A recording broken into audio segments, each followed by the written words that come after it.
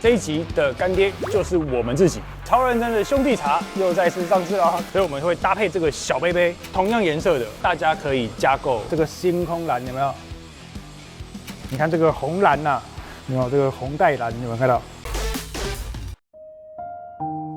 事情过了2个礼拜，老板一句话都不说，也不工作，也不出门，每天到处睡觉，这边也睡，那边也睡。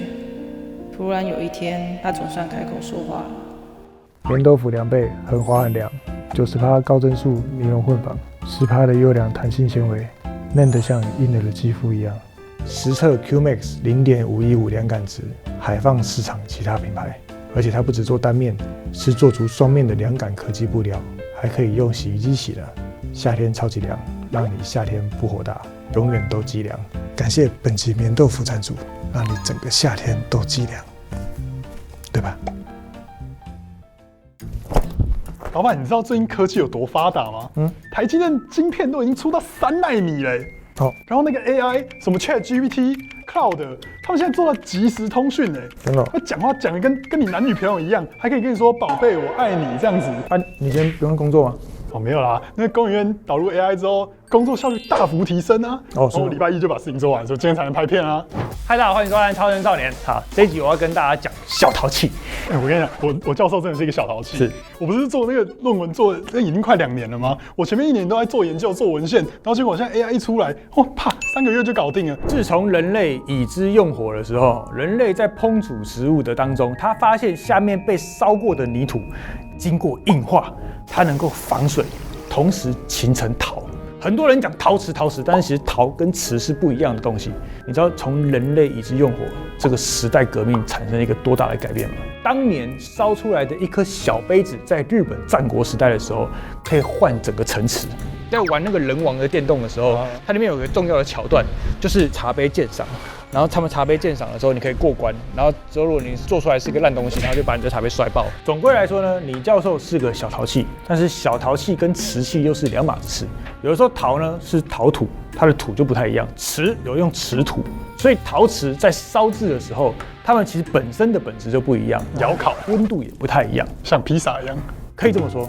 所以其实人类自从已知用火之后，这整个世界产生一个很大的革命。我们曾经想要拍一整个系列是从旧石器时代讲到新石器时代，再讲到金属器的时代。但是我们的经费还没达到。但是我们今天先拍一期小陶器时代，来跟大家试试水温。你知道陶器这个东西啊，堪称工业之最大的发明跟最大的突破。怎么说？我们在高温焊接用 TIG 氩焊的时候，什么东西能够抵挡住这个前面极为炙热几千度的温度呢？陶杯。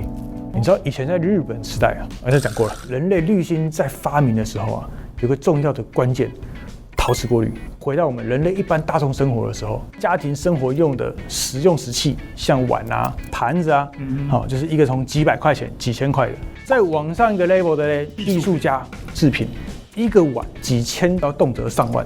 而陶瓷这2个字呢，大家常常把它用在一起，但是其实从刚刚讲的，它的土的本质不一样之外，它烧结的温度也不一样。我们在烧陶或烧瓷的时候呢，在烧到573度，都会经过一个石英转换，就573石英转换。如果用化学的方式去表示它呢，就是把阿尔法变成贝塔。对，那你知道 sigma 是什么？不知道。洛克人的反派。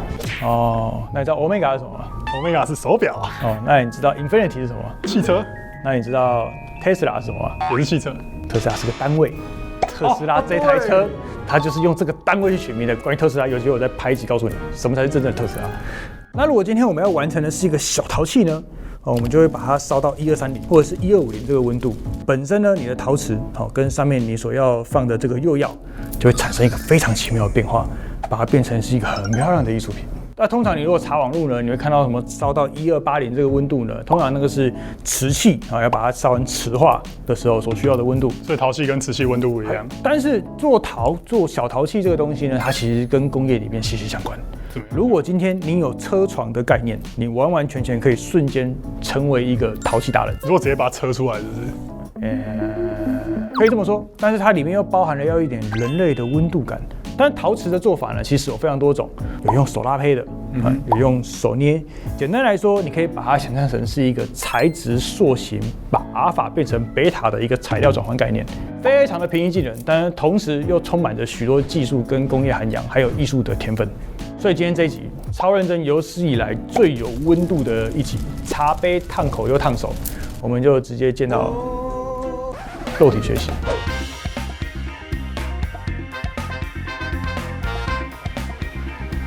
是的，在开始做小陶器的过程当中，第一个动作那就是炼土。其实现在当然有透过机器设备，用抽真空的方式，然后来抽出里面的空气。所以在炼土的过程当中呢，它除了可以把土的密度把它增加之外呢，它也可以把里面的空气慢慢挤出来。这个呢，我们称之为叫做菊花炼。为什么叫菊花？因为它等一下弄出来之后，它就像是一个小菊花一样，应该不难吧？这个 AI 都能够办到的事情。这可能不行啊！这个你们学校没教，这我们学校有教，这我学长。你只要去东海念过书的人，基本上玩泥巴，每个从东海出来的人的一个必备技能。不会玩泥巴的，你就绝对不是东海的。会菊花楼就会交到女朋友。真的假的？对，菊花楼会了就可以交女朋友。这是什么民间传说？这是一个魔法师的训练。不然你问我学长，阿东你是哪里毕业的？东海。东海，你看东海毕业的。来，你看我们现在拿摄影机的人哦，你不要看他拿摄影机哦。哎，请问你哪里毕业的？东海，来，马上麻烦你练一次给大家看。但你认真有学过吗？不用学7年。你只要是东海，就一定会。东海就一定会，只要挂上那个学校的名字，看到没有？来，你看到？你看它是不是这个菊花感觉是不是慢慢出来了？摄影师随便下来就可以来看这个有没有？这个就是一个小屁股，这个一个小菊花的感觉，你像是一个鹦鹉螺有没有？然后上面这个有一个小漩涡。麻烦东海学长。东海大学长。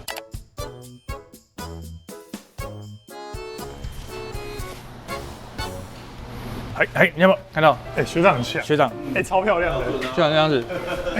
这个层次是不是不一样的？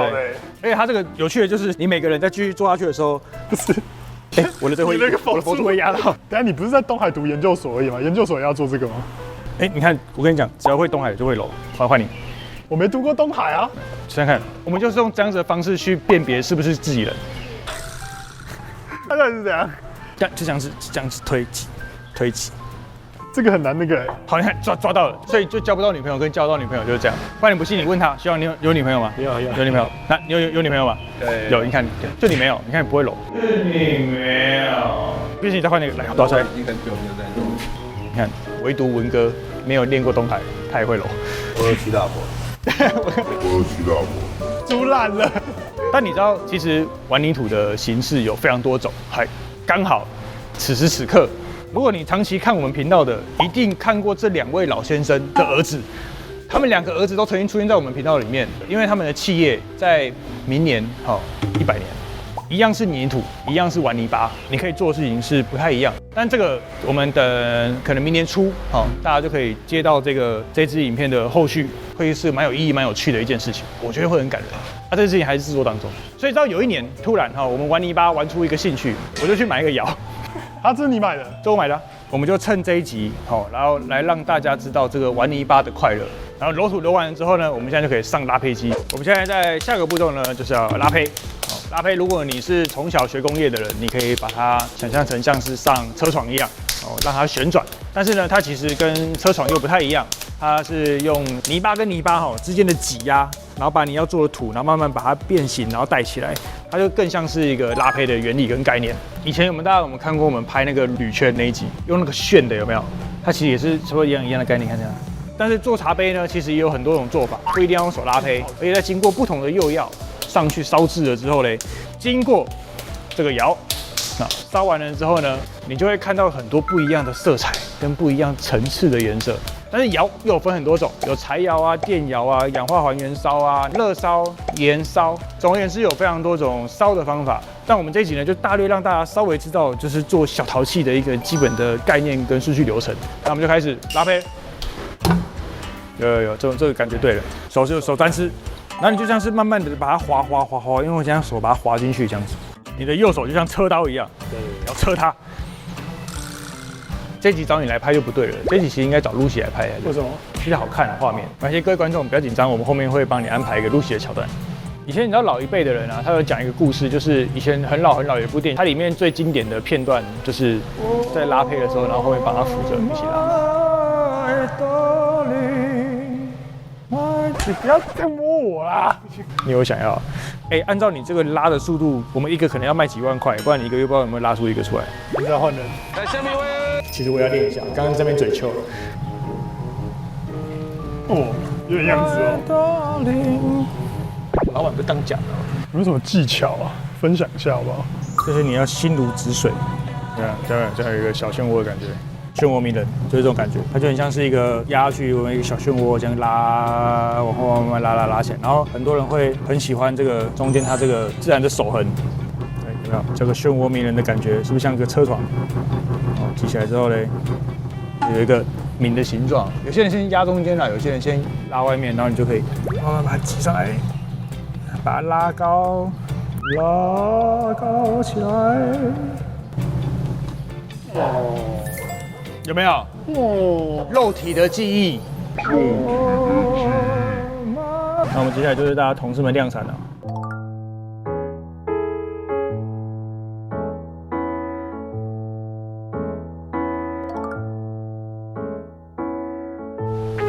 哎呦，也是有了。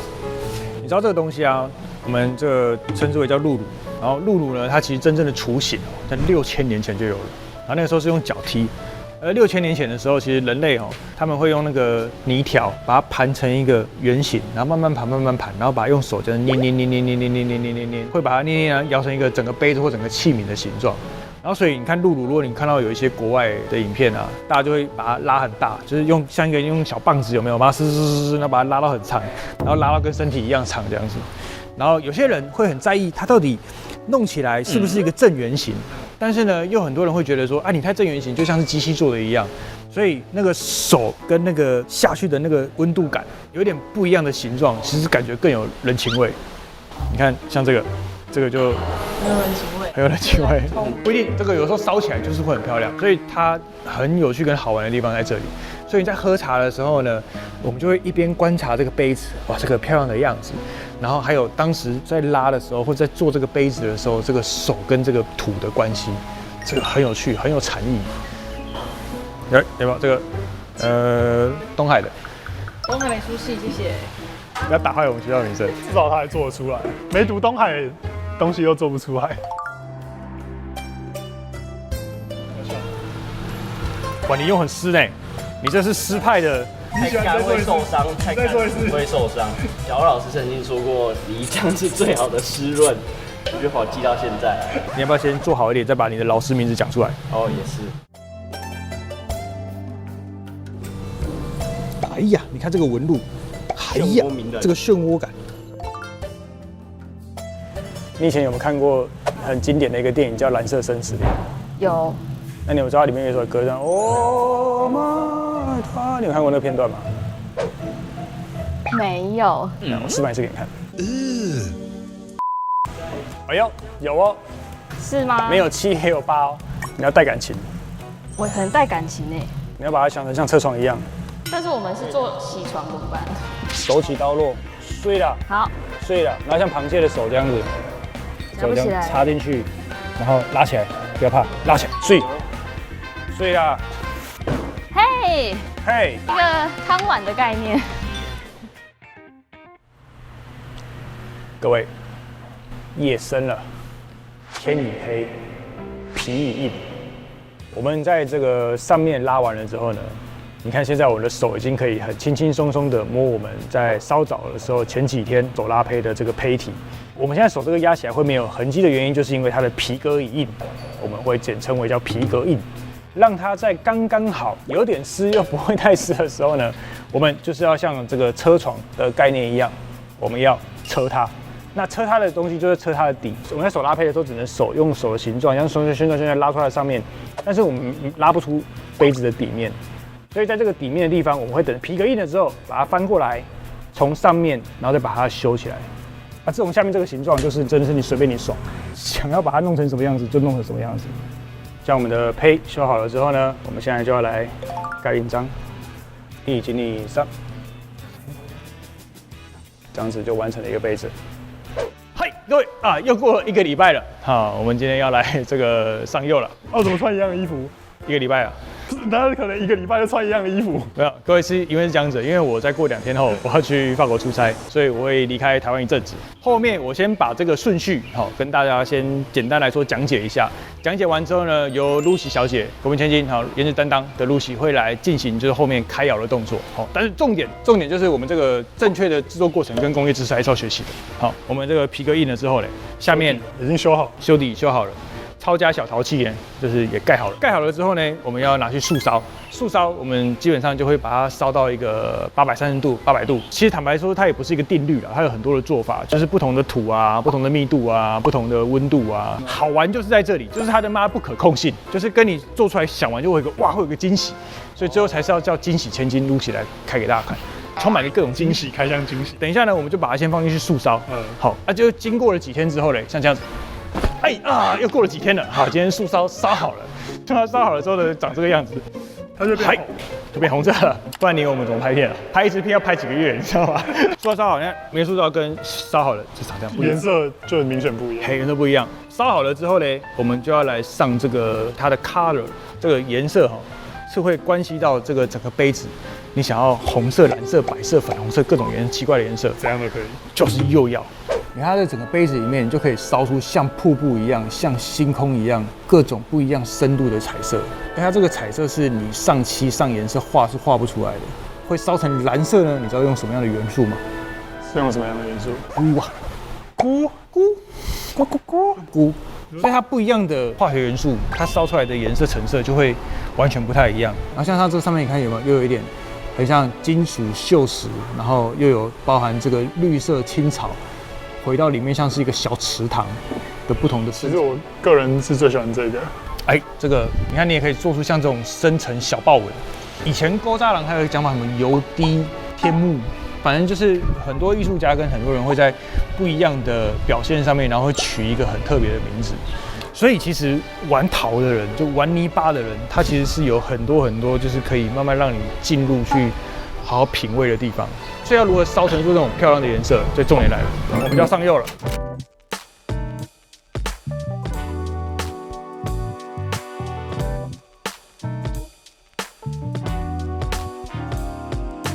所以它不同的矿物，它里面拿出来的样子是不一样。你看现在是红色的，那烧起来什么颜色需要？不知道，特别就在这里。然后有时候我们会用手去拿，有时候拿那个夹具去夹。粘了，粘了。 确定好？确定了，站啊站啊，看你要怎么站。希望你开心，怎么站怎么站。希望你还有很多个，你要不要站快一点？站这么快啊？对啊，毕竟我也待了3个礼拜，辛苦你了，在那边待中文等了3个礼拜。我觉得又要有一个就是特别跟讨厌的地方，有的时候你粘太厚，它会积在那里；粘太薄，你烧它就流掉了，很调皮，真的是小淘气。小淘气。总而言之，就是把这个釉药粘完之后呢。 放干，放干之后呢，你就可以再进到这个窑里面，嘿，这样子，里面慢慢的排窑呢，也是一个非常重要的技巧。因为过2天，好，我就不在台湾了，好，所以接下来就是麻烦他们同事来继续帮我完成这件事了。好的，接下来在烧制成品的过程当中，我就先去法国了，拜拜。 大家好，这边是 Lucy。那我们今天呢，为什么来到这边？今天是一个重要的一天，是一个神圣的开窑时刻。那我们就趁阿仔是还没回来的这个时间，我们赶快来开窑吧。赶快回来了，好不好？到底几个杯子？你们到底要做多久啊？我原本以为我从法国回来的时候，这一切都已经好了，结果想不到，到今天没关系，这个神圣的一刻，我们让大家一起揭晓。 因为我们到现在还不知道里面到底长什么样子，然后这段时间，如果你等一下开窑开出来，里面都破光光，那我们从一开始的手捏啊、揉土啊、等皮革印啊、修底这些事情，就是完全没有用。这3个礼拜完全就跟笨蛋一样。但是如果今天打开，里面的成品很漂亮，那我们就可以搭配我们的兄弟茶一起卖给大家了。哦耶！所以大家可以看一下，现在我们的舱体温度是已经降温降到52度了。烧窑我们烧到1250度的时候，我们要让它降温，因为它如果在1250度的时候就烧完打开，那个热胀冷缩，你知道吗？就像是那个热水直接冲冷水会这样子破掉一样。所以在这段时间，各个朋友们同心协力，出最多心跟出最多力的就是后面那位了。耶，文哥。哎，那我们这个神圣的开窑就麻烦 Lucy。 OK。哎，以前在东海的时候是会拜火神。哦，对，我们窑上面通常都会放一个自己做的小火神。为什么没放？小火神没，想到，小火神，因人而异，窑神大家都会说窑神。哦，窑神。那我们来找个摇绳吧。哎，放上摇绳了，那我们开了，来司仪请倒数。 3、2、1，请开。噔噔噔噔，哎，很漂亮耶！很漂亮。噔，哎，看来是有成功的哦。你注意听哦，它有一个那个玻璃那个灯，哎，有没有？为什么会有？里面有小精灵在弹杯子。好神奇哦！好，那我们可以把杯子慢慢拿出来了。好，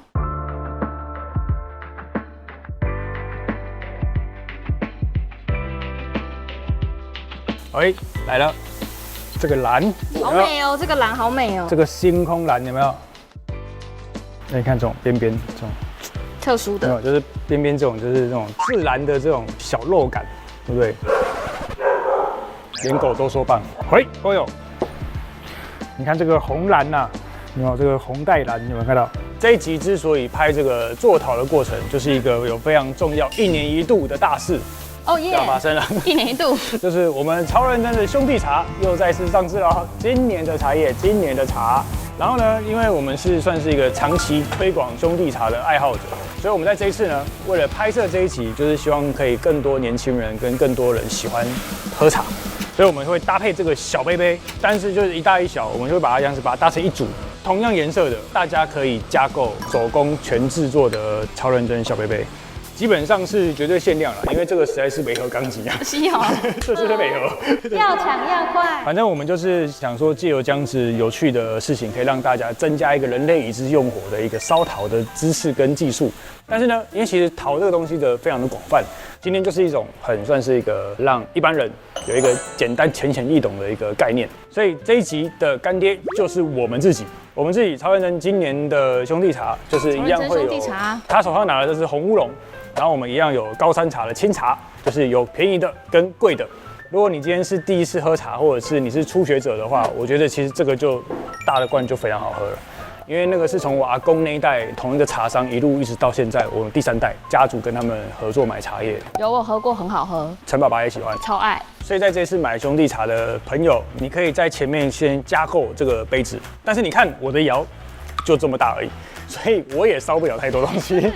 所以就是如果这个数量没有了，那就没有了。以上就是我们这一集《超认真少年人类已知用火》的烧陶介绍。那如果你喜欢我们的影片，或者是你想要知道更多这种烧制泥土或玩泥巴的这种各种奇怪知识，你都可以在下面留言告诉我们。那这次也是重点难得，我们自己超认真兄弟茶业配自己超认真频道的一集，对，也希望大家可以以茶代酒，好，一起喝茶就是好朋友。这是这礼拜的超认真少年，我们下礼拜见了，拜拜。拜不，茶叶卖完就没了。要抢要快。